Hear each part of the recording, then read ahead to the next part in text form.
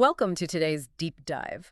We have got a huge stack of spec sheets and industry reviews to go through today. We sure do, and it is a really fun one this time. Yeah, so our mission today is unpacking the Bolin Technology N7-220X N-Series PTZ camera. That is pan, tilt, and zoom for anyone wondering. Right, the classic PTZ setup. Exactly.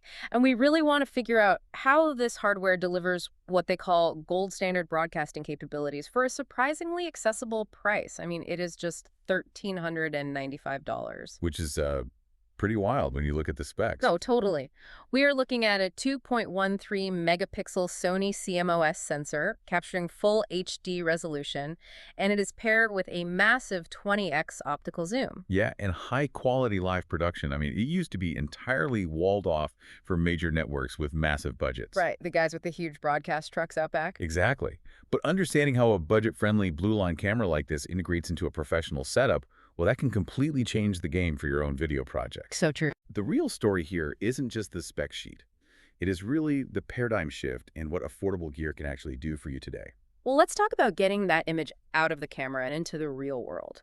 Because looking at the manuals, they list an incredibly dense array of outputs on the back of this thing. Yeah, they really packed every port they could on there. They really did. It has got HDMI, 3G SDI for running long, secure cables across the studio, USB-C for something as simple as a Zoom call, and NDI HX3 for pushing highly efficient video streams over your local network. Oh, and don't forget it even supports PoE plus R. Right. Power over Ethernet. Exactly. So a single cable handles both your power and your data. It operates almost like a universal translator for video production. I like that analogy. And, it doesn't just translate, it multitasks. The true dual output feature is just a massive leap forward. Wait, how so? Well, think of it like a bilingual interpreter wearing two headsets. It is simultaneously speaking HDMI to the physical monitors in the room and sending IP video over the network broadcast, all without confusing the two. Oh, wow. So that completely eliminates the need for an external video splitter. Completely. You are outputting two totally different video formats at the exact same time. That is a huge safety net. Like if your network stream drops for some reason, your local HDMI feed to the switcher is totally unaffected. Exactly. Which actually brings us to the next hurdle. Because pushing video over a local controlled network is one thing, but sending it over the public internet, well, that is where things get chaotic. Oh, absolutely. And that is where the camera software takes over. Specifically, a protocol called SRT. Secure, reliable transport, right. You got it. Because looking at the technical white papers, SRT doesn't just send video blindly, it actively monitors the connection. Right. It is super smart about it. Yeah, so if a data packet gets lost because of a bad network, SRT acts like a rapid response courier. It actually recovers and resends that missing packet in milliseconds. Before the viewer ever even sees a glitch on their end. Which guarantees low latency, high quality video delivery even across an unpredictable public internet connection. It is impressive. But, that solves the data transmission problem. You still have to deal with the physical environment. Right, like terrible lighting. Exactly. And the N7-220X tackles this with a built-in color matrix.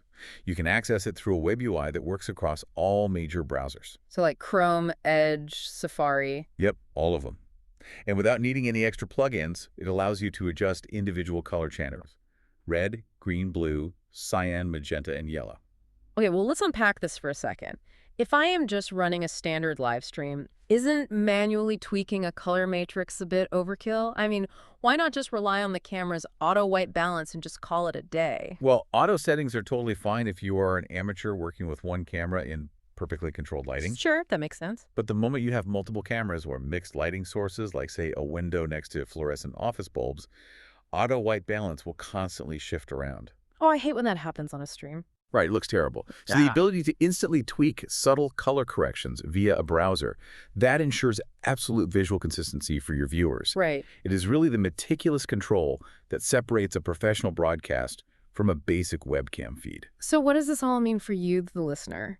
We are looking at a camera housed in a partial magnesium alloy body that blends rigorous industrial standards with plug-and-play ease. And again, all for under $1,400. Which is wild. It really is. Mm. I think the overarching takeaway here is the miniaturization of broadcast hardware. Features that used to require racks of external gear, video splitters, physical color correction boards, secure internet gateways. All the stuff that takes up a whole room. Exactly. Now all of that is sitting on the chips inside the camera itself. You no longer have to compromise on professional PTZ control and image quality just to stay under your budget. Which leaves us with this to think about.